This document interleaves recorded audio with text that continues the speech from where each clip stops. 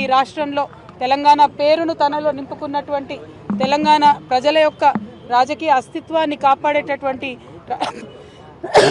Political party రావాల్సిన అవసరం ఉన్నది. తెలంగాణ జాగృతి ఒక పార్టీగా ఎదుగుతుంది, పొలిటికల్ పార్టీగా ఎదుగుతుంది.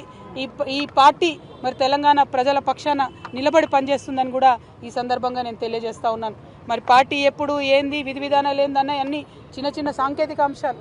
కానీ రాబోయే అసెంబ్లీ ఎన్నికలలో తెలంగాణ ప్రజల పక్షాన నిలబడి పోటీ చేయడానికి, నిలబడి వారి యొక్క హక్కుల్ని కాపాడడానికి, ప్రజల పక్షాన పనిచేయడానికి తెలంగాణ జాగృతి ఒక శక్తిగా ఖచ్చితంగా చట్టసభల్లో తిరిగి అడుగు పెడుతుందనే విషయాన్ని ఎటువంటి అనుమానం లేకుండా నేను ఇవాళ తెలియజేస్తా ఉన్నాను.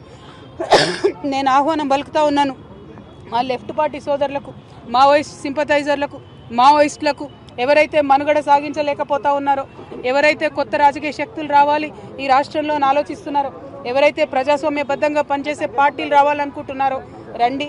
ఒక ఆడబిడ్డగా నేను ముందడుగేస్తున్నా, నాకు మద్దతు ఇవ్వండి. నేను మా విద్యార్థి లోకాన్ని పిలుస్తా ఉన్నా, ఇంతవరకు ఫీజు రియంబర్స్మెంట్ రాని మీరు పిడికిలు బిగించండి, జాగృతిలో చేరండి, పోరాటం చేయండి.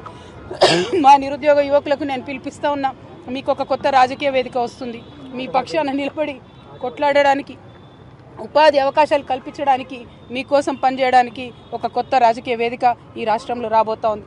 అందరికన్నా ఎక్కువ మా ఆడబిడ్డల్ని కోరుతా ఉన్నా, ఒక ఆడబిడ్డగా తెలంగాణ రాజకీయ అస్తిత్వాన్ని కాపాడడం కోసం, మన ఆడబిడ్డల హక్కులు కాపాడడం కోసం నేను ముందడుగేస్తా ఉన్నాను. నన్ను దీవించండి, ఆశీర్వదించండి, నాతో పాటు నడవండి.